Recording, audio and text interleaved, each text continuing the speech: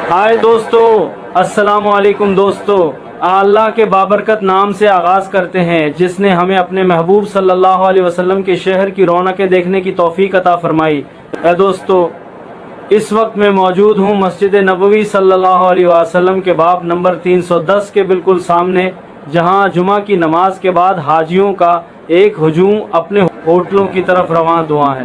میرے سامنے مسجد غمامہ کا وہ تاریخی پس منظر ہے جہاں کبھی بادلوں نے میرے آقا صلی اللہ علیہ وسلم پر سایہ کیا تھا۔ یہاں کبوتروں کی چہکار تو دیکھیے، جیسے یہ بھی درود و سلام کی محفل سجائے بیٹھے ہوں۔ ان کے لیے چند اشعار آپ کی نظر مدینے کے کبوتر بھی عجب پر کیف ہوتے ہیں۔ یہ ذکر مصطفیٰ صلی اللہ علیہ وسلم سن کر کبھی خاموش ہوتے ہیں۔ ان نہ دانوں کی تمنا ہے نہ پانی کی ضرورت ہے، انہیں تو بس میرے آقا صلی اللہ علیہ وسلم کے شہر ہی سے محبت ہے۔ لقتنا حسین منظر ہے، ایک طرف حاجیوں کی نورانی شکلیں، دوسری طرف مسجد نبوی صلی اللہ علیہ وسلم کی بلند و بالا عمارتیں اور ان کے بیچ میں اڑتے یہ آزاد کبوتر۔ یہ کبوتر صرف پرندے نہیں، اس شہر ایمان کے باسی ہیں جو ہر آنے والے زائر کا استقبال اپنی مخصوص اڑان سے کرتے ہیں۔